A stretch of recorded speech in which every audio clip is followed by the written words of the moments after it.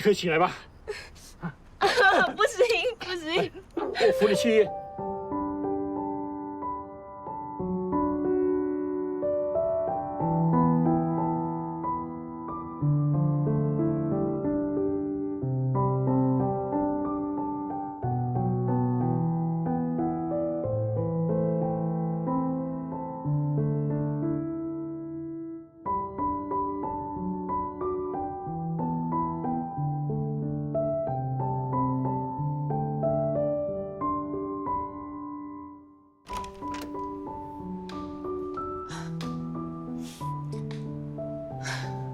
小心点，我自己来就行。让我扶你啊！你先坐下来，来坐下。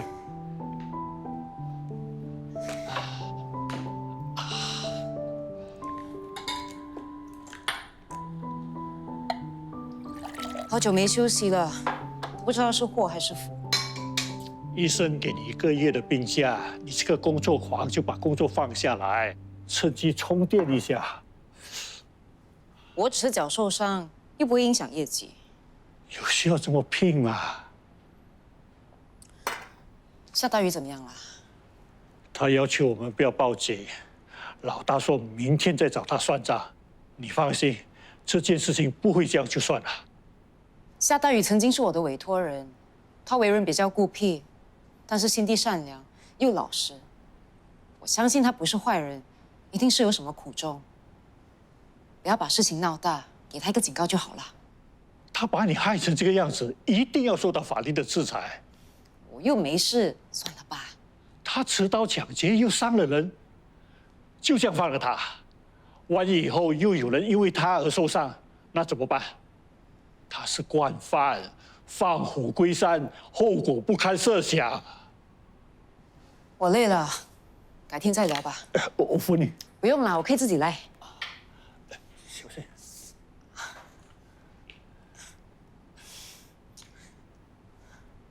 我真的可以。我跟在你后面，没关系。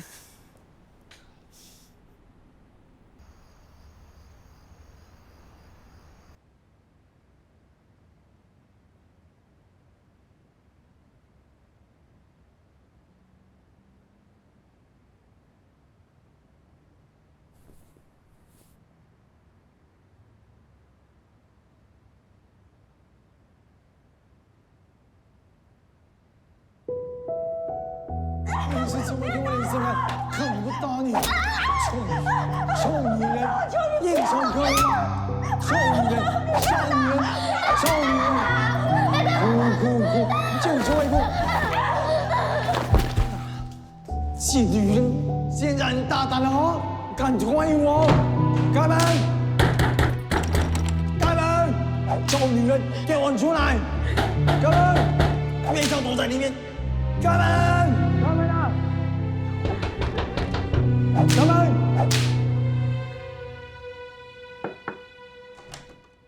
什么事？该吃药了，吃了才睡。放这吧，我等一下才吃。不行，我一定要看到你吃了，我才放心。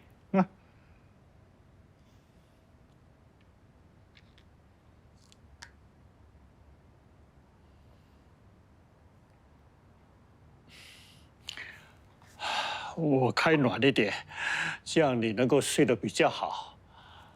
最重要就是你受伤的地方别着凉，要不然老了以后就很多后遗症的。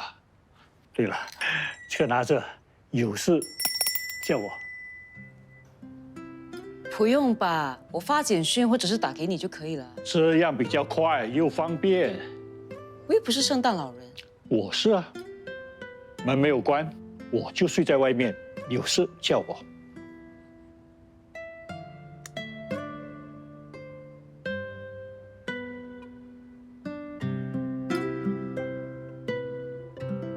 不要，不要！不报警可以，至少你要跟大家道歉说明。为什么呢？我真的不是贼，我在帮大家保养仪器，又没有恶意啊！你偷东西就是不对了，现在还打伤人。我不是故意的。出手这么重，把我女儿打到骨折，她现在拿1个月的病假，你要怎么负责？最多我付她的医药费。一个女生无端端的承受这种苦，你知道骨折有多痛吗？打断你的双腿都赔不了。那我还可以怎么做？公开道歉是一定要的，至少给大家一个交代，然后还要打扫小区1个月。不行，这样大家都会知道。你做错事情还怕人家知道？只要不惊动我的儿子，我什么都愿意做。拜托，拜托。终于水落石出，再也不需要巡逻了。他最好是改过自新，不然我就要他好看。你有发现吗？夏大宇似乎很抗拒让他儿子知道。听说他们父子2个人关系不好，原来是真的。无风不起浪，事出必有因。据说他儿子经常出差，一出国就几个月，2父子聚少离多，长期下去一定出问题。夏大宇专门偷这些银器，根本就是心里有问题。我们最好是把他儿子找出来，交给他处理。要怎么找他？我住在这边这么久，都没见过他几次，难道要在他家门口守株待兔啊？哎，夏大宇曾经是明真的委托人，明真应该有办法找到这个不孝子。要是给我看到这个不孝子，我非要……哎呦，哇，我的手！怎么啦？啊，又扭到腰了？旧伤。旧伤也是伤，去看医生吧。不用，其实我认识一个很厉害的按摩师傅，可惜他是大红牌，很难医耶。啊，再说啊。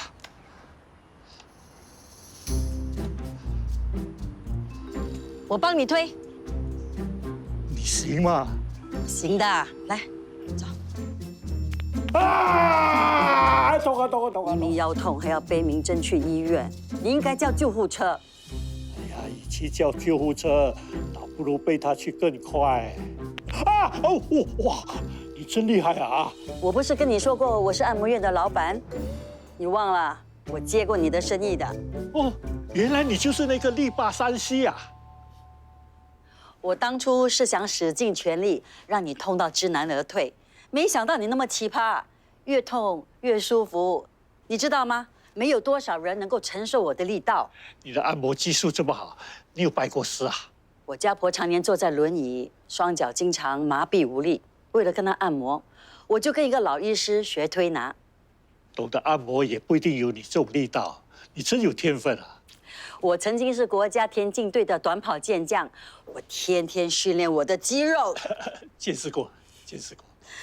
我从小在葛芬多市长大，因为家离学校很远，为了怕迟到，天天跑着去学校。我的飞毛腿就是这样锻炼出来的。后来很幸运的被选进国家队，所以来到这里了。哎，我也很能跑啦，我以前是学校足球队的代表。真的吗？我也会踢足球的。早一天我们来较量较量。我接受你的挑战，不过先等你的腰好了再说。啊，爽啊！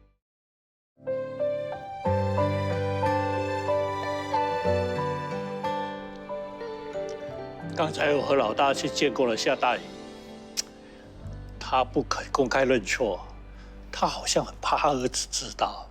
他儿子是不是很凶啊？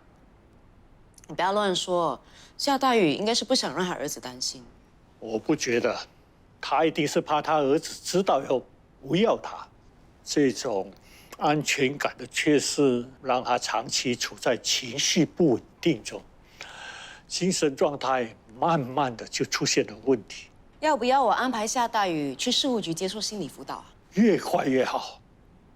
不要以为你看了几本心理学的书，就把自己当成是专家。我觉得他们父子俩应该是沟通上出了点问题。连面都见不到，怎么样去沟通啊？我看一定又是为了买公宅拿津贴，才领养夏大宇。现在有了物质了，就不要老子，这种人一点责任感都没有。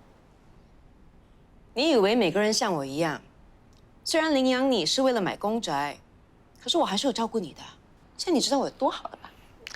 现在是我在照顾你，还是你在照顾我？我是因为谁伤成这样的？这份恩情，我一定会报答你。怎么报答？待会我带你去一个地方。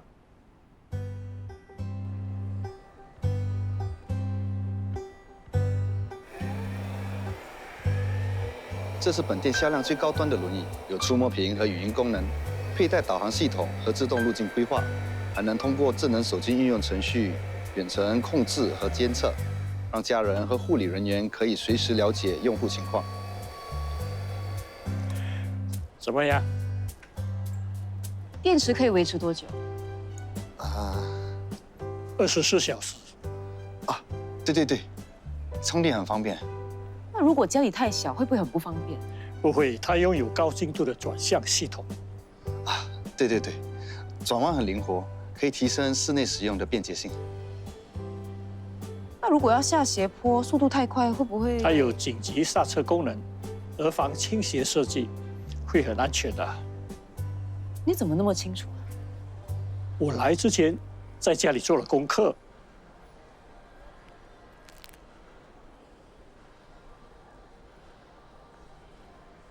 算了，不买了。这可是物有所值啊！这里还提供售后服务，买的不只是产品，还有一份安心。相信我，在市场上找不到任何品牌可以跟好舒适欧比的。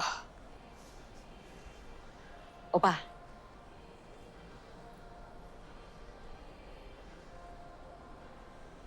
我觉得这个老板是奸商，专门赚老人和小孩的钱。我也有同感。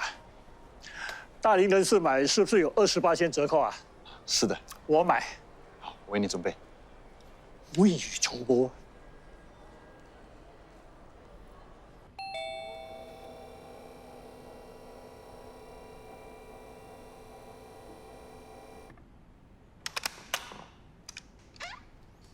嗨，你怎么来了？我买了水果来看你啊。水果？我听大妈说你受伤了，好心上门来关心你，顺便跟你谈点公事。我可是在放假，有什么事找拉杰？那李寻开的案子也要转给拉姐。李寻开在你家住的怎么样？我找到他儿子以前送他的东西，他收到之后非常感动，心里的刀也开始慢慢放下了。那很好啊。所以你要不要领养他？你不是说要帮我摆平我2个妈妈的吗？他们可没那么容易搞。我看过你的资料，你明知道你的三妈患有癌症还领养她，当时你其他妈妈都没有反对吗？没有，大家都很支持，尤其是大妈。我们都想陪三妈度过她最后的日子，让她有个家，感受到有亲人照顾和呵护的温暖。果然，有其子必有其母。放心，交给我吧，我一定会帮你摆平。你要怎么摆平？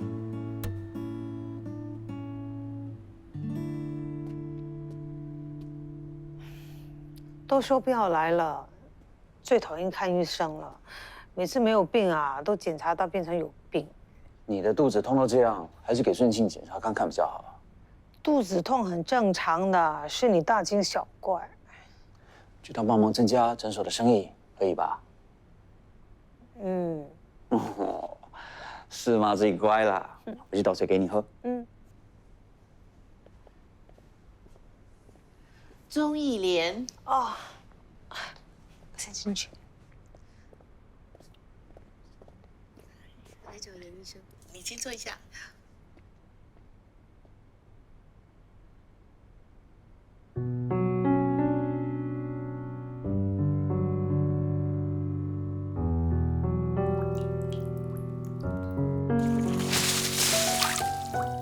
真的很讨厌你们这些臭男人，人渣、混蛋，真没用。讨厌我是吗？打我，用力打！是，我们是臭男人，可是你们女人是离不开我们。这些甜言蜜语又把你们骗到手。才没有，人渣！我为什么会喜欢你？臭男人，没用的东西！臭男人，没用的东西！臭男人！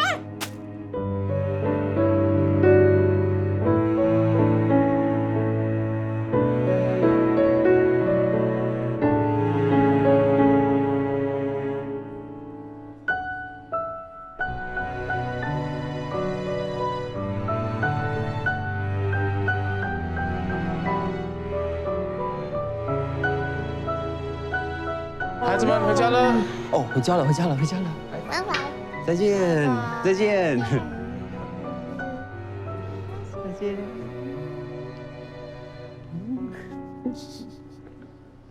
哦，好幸福哦。是啊，你什么时候要帮我生一个啊？谁要帮你生小孩啊？你知道我最喜欢大家庭，更喜欢小孩子。你要帮我生一支足球队。哼，你有钱养吗？为了你，为了宝宝，我一定会努力的。好了，辛苦了。是啊，真的很辛苦啊！你还选这么迟的日子，害我们后个星期才可以领证。这么心急吗？不过这样也好，有了宝宝以后，我们就很难过我们的2人世界了。你想得美啊！你还是要抽空带我出去约会的，该有的仪式感不能少。好，全听老婆的。嗯。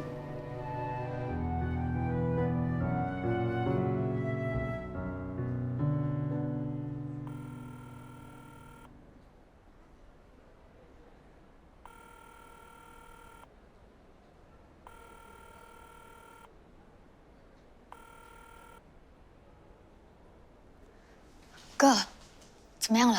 真还是没有接吗？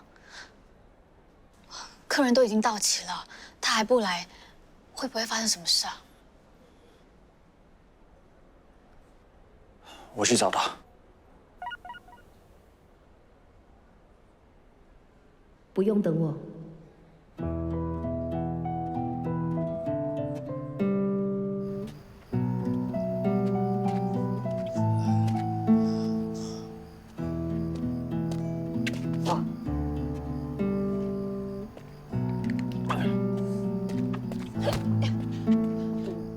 你是瞎眼啊？这样也可以撞到我？干嘛？是啊，我让你不开心，你打我啊！放手了，臭男人！不要走！我知道你是我不够好，你才会离开我的。你不要走！不要走！放开我！你打我！只要你不离开我，你要做什么都可以。你打我！打我！打我！打我！打！用力点！用力点！用力点！再打！再打！再打！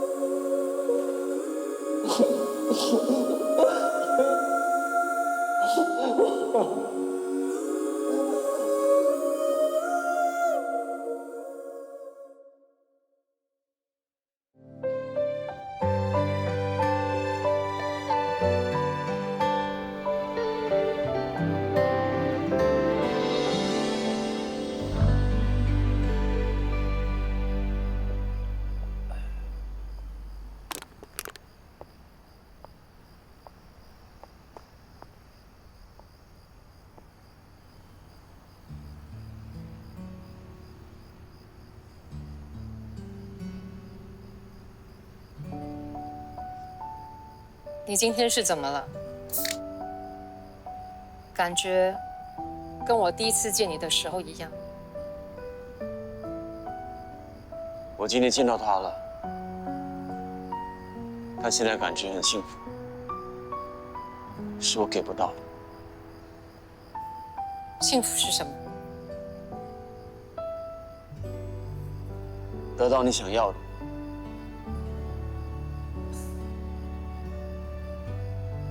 得到了，就会幸福。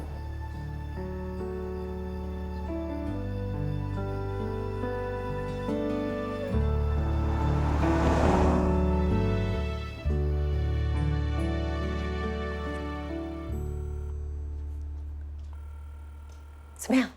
还是没接电话吗？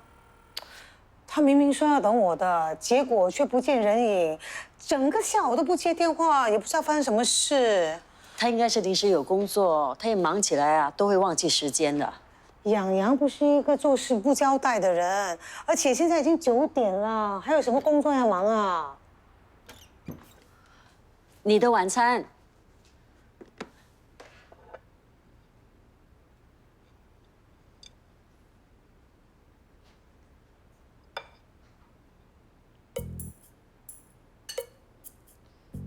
有人今天的心情不错啊，竟然坐在这里吃饭。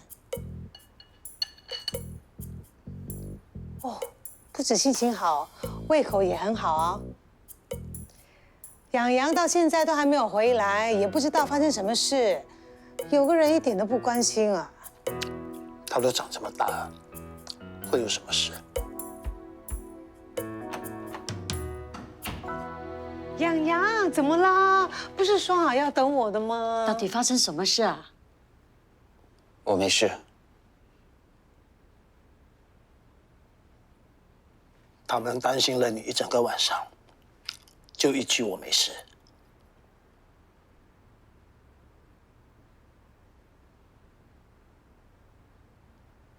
对不起。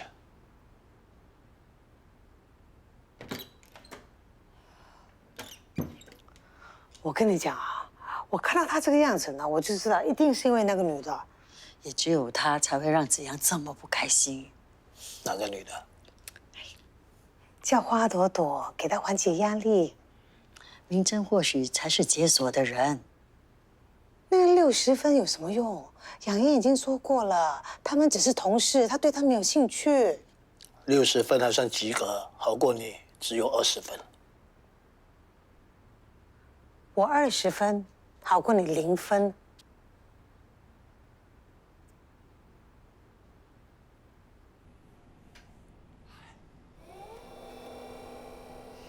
早啊！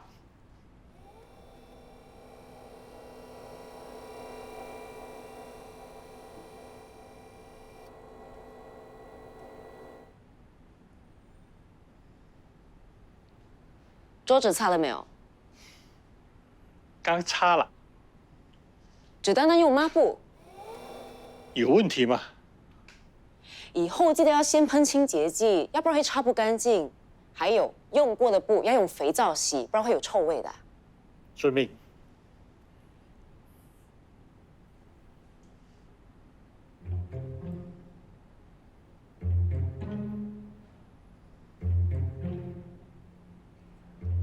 我才受伤几天，家里就这么脏了。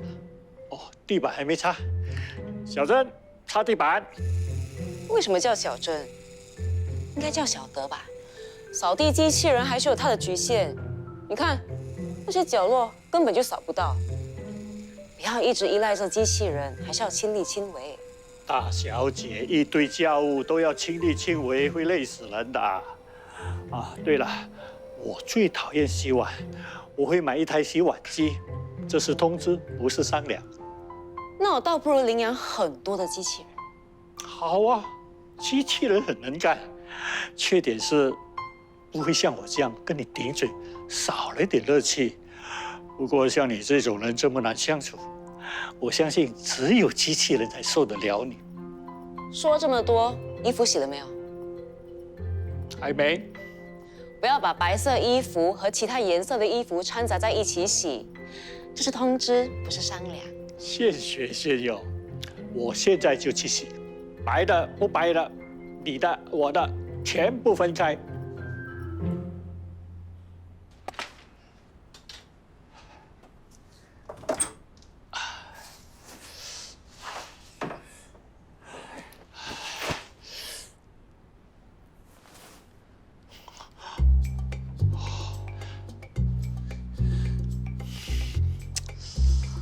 我订的外卖被取消了，我去买午餐。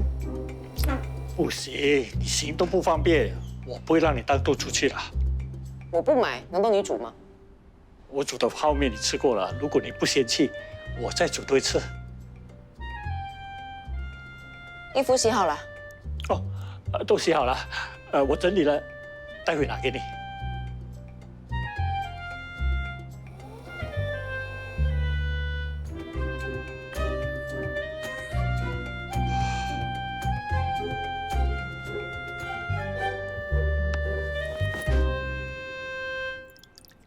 开饭啦！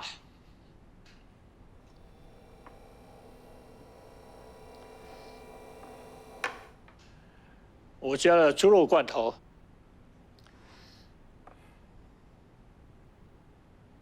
我看到你橱里面有好几罐猪肉罐头，我以为你喜欢吃。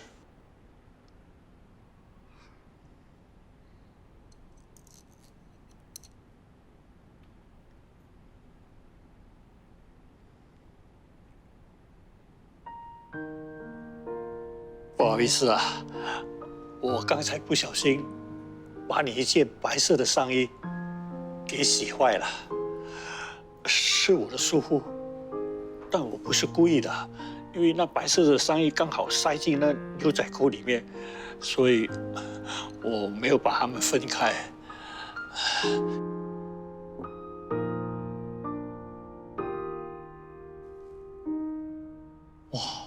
还是蛮烫的。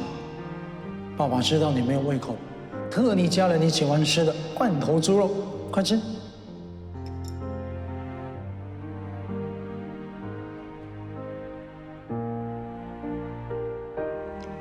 有点咸。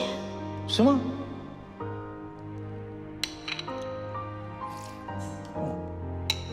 真的很咸，别吃了。我觉得很好吃，因为是爸爸第一次煮给我吃。那吃面就好，别喝汤啊。嗯。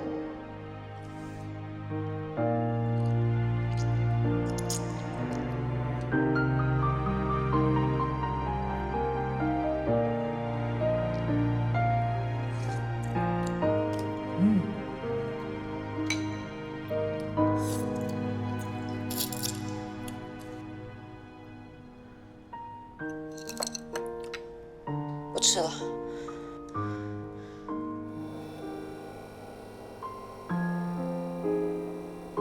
生气了？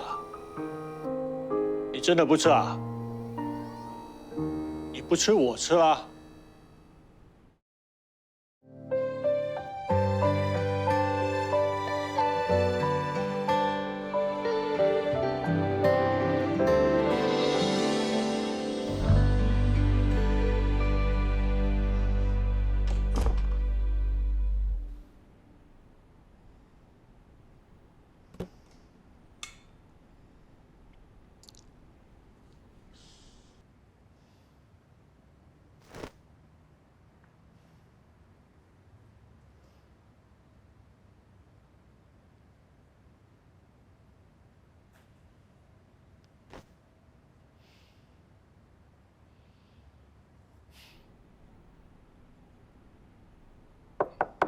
明真啊，明真，明真，我进来啦。谁允许你进来的？哎呦，我敲这样多次门，你又不应，我以为发生什么事了。刚才我去买粥，碰巧看到这件衣服跟你那件白色的很像，我就买了。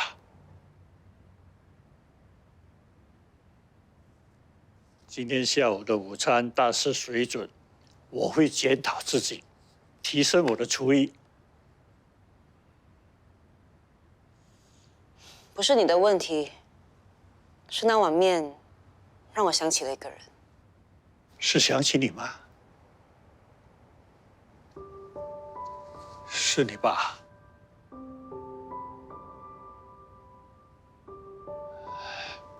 抱歉，让你想起你过世的爸爸。以后不要再帮我买衣服，根本又不是我的风格。卖衣服的大姐说，这个款式是最畅销、最流行的。我又不是大姐，最受欢迎的。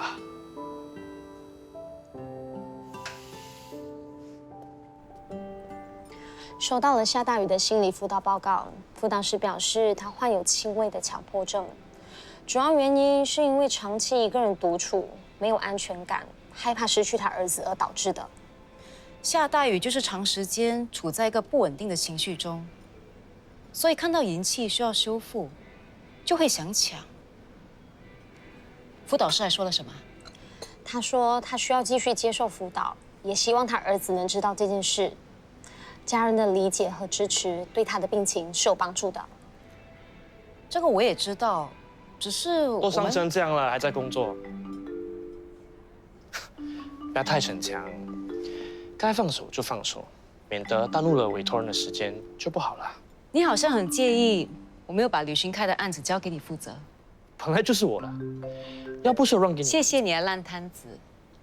我付出这么多心血和努力摆平它，你是想不劳而获吗？这世上没有免费的咖啡哦。来买咖啡啊，一起啊！不了，突然间不想喝。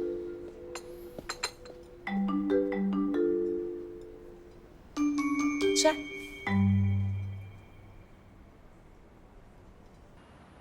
老板娘说这是最近最火的款式，看看。哇，我最喜欢的颜色。谢啦，就知道你一定喜欢。我在家里待不下去，出来透口气，戴维一个电话就破坏了我的心情。你知道吗？那个难搞的委托人竟然有末期癌症，叫我怎么完成领养的工作啊？不过他也是挺惨的，先是独生子死了，儿媳妇不要他，连房子都没了，寄住在陌生人的家里，还患上末期癌症，这一生。老大，他说的这个人，怎么跟那个李寻开这么像啊？我也不知道该不该把真相告诉他寄住的家庭。如果他们愿意领养他最好，怕就怕他们不敢收留他。他的生命就剩几个月了，可能还会无家可归。喂，别冲动，我想问清楚，他说的是不是李寻开？如果是真的，难道你要养羊领养他？就算子阳要领养他，我也不会反对。他有末期癌症，如果我们付出了所有的精力还有感情去照顾他，到他走的那天，我们一家都会很伤心的。就算是伤心，我也想给他最后的温暖，就像以前我们对老二、老三一样。我会跟他寄住的家庭好好谈谈，希望有好的结果。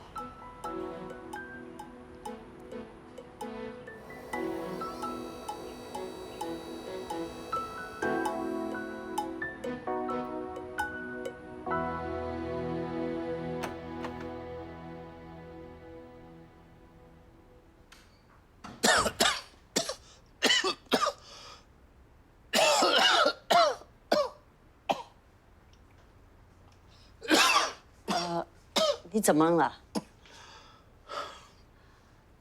你没事吧？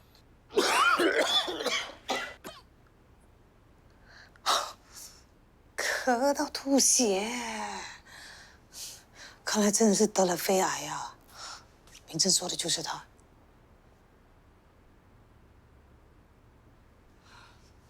来吃吃吃。哎，对啊，这个鱼呢很新鲜的啊，你尝一尝。这个好吃不客气啊。啊，吃这个试试看啊。今天是什么日子啊？太阳从西边出来啊。如果你们愿意，今天呢也可以是一个很值得纪念的日子。在说什么？说的好像我们要结婚一样。是啊。差不多，都要你们说我愿意。老大，别再卖关子了。我跟老大已经决定好了，我们同意让养羊领养你。你们真的愿意接受他？养羊领养过4个妈妈，从来没有领养过爸爸。既然你跟养羊这么有缘，那我们也乐意接受。我是没问题，就不知道你怎么想。我没有想过这个问题，我需要考虑。这么好的机会，你还要考虑啊？你不接受的话，你一定会后悔的。是吗？领养本来就不是儿戏，应该慎重考虑。你就不要催他了。我们数到3，如果你不点头的话，我们就反悔啦。大妈1、2，我愿意。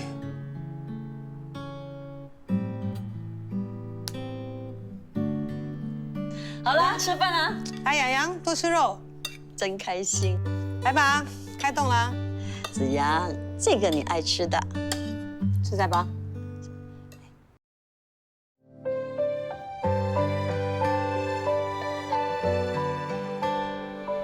你确定你要领养10把刀？放心，我很清楚领养的义务和责任。大妈和司妈开口让我领养李寻开的时候，我就觉得不对劲。后来大妈告诉我，李寻开得了末期癌症，他这辈子真是太不容易了，要经历那么多的折磨。你知道的时候，一定很难过，对吧？世事难料，人有旦夕祸福，所以我们要珍惜身边的人。没错。既然我们有缘认识，2个妈妈也很支持，往后我们3个人会一起照顾她，陪她度过最后的时光，让她感受到家的温暖。好有爱的一家人。你知道的，10把刀的自尊心比较强，我们最好不要在他面前提生病的事，不要把他当病人对待。我明白。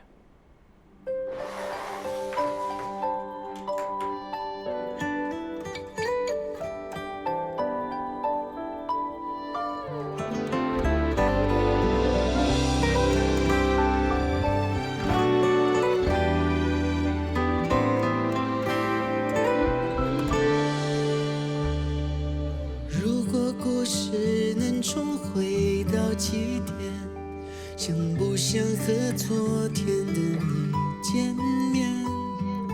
如果他的手能让你再牵，会不会我轻一点？如果过去我宣布，领养协议生效，司徒子阳先生和李寻开先生正式成为父子。恭喜2位！恭喜！你们可以拥抱对方啊。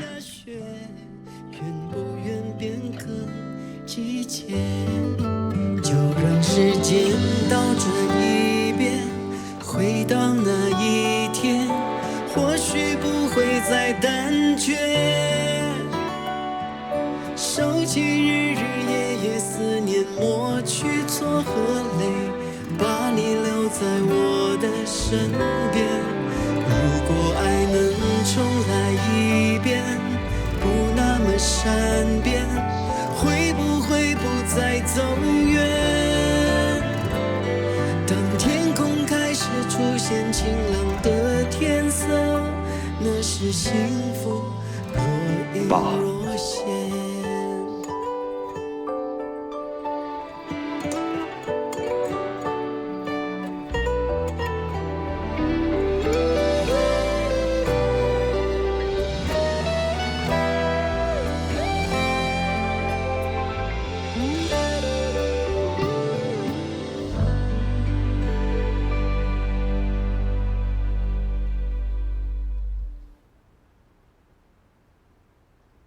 你急什么？虽然就快了，也不是现在啊。以后我会帮你换的。别乱说话。这是子阳设计的家庭树，只有过世的人才用黑白照让人纪念。我们还活着的，生活依旧精彩，所以呢，就用彩色照。难怪老二老三用的是黑白照，可惜那么早就走了。子阳很有爱心，明知道老三患了重病，还愿意领养他，让我们陪伴他走完人生最后一程。后来老二也得了癌症，子阳在他身边不离不弃地照顾他，直到他离世。现在我们是一家人，在这里你会得到最好的照顾。欢迎你啦，老五。以后有什么需要的话，尽管开口。我们都是自己人啦，有什么问题我们一起分担。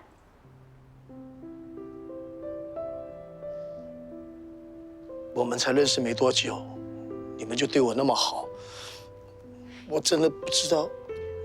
我们知道你时日无多。子阳啊，你这几晚都睡在沙发，不如我把房间让给他，我跟老四睡。我才不要啊！你睡觉的时候打呼声这么大，我也不要跟你睡哎，我是心疼子阳。不用了，我在沙发睡得挺好的。子阳啊，我看你不要再睡沙发了，你回自己房间睡吧。你这么大牺牲啊，要跟我们老大睡啊？当然不是。不过我的鼻鼾声也很大声，你不介意的话，我们睡同一间房间。当然不介意。明天我们去买新床和新床垫。你那张很旧了，该换张新的。好啊，我也想换。我觉得你干嘛？喂，我是。哦，这么快啊？可以啊，我明天就过来。谢谢你啊。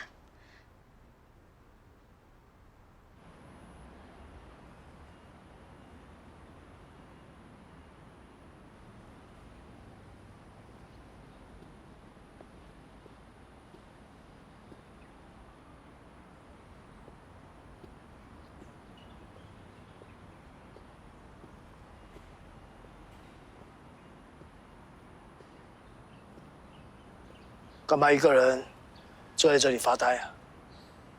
不冷啊？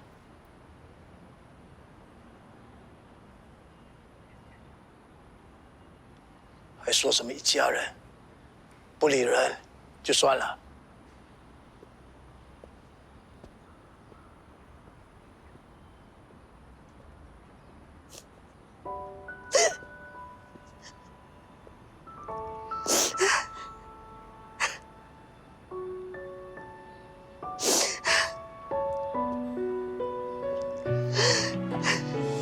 你怎么哭了？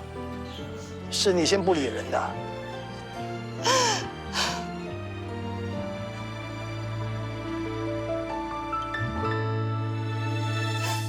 别太担心我，一切都是我错。感觉上我们好像是快要透不过，狠话别再说。让今天就此过，或许只有无关我们才会懂更多。我们在沉默里一直漂泊，看不清谁先退后或闪躲，翻阅着回忆句句刺痛的承诺。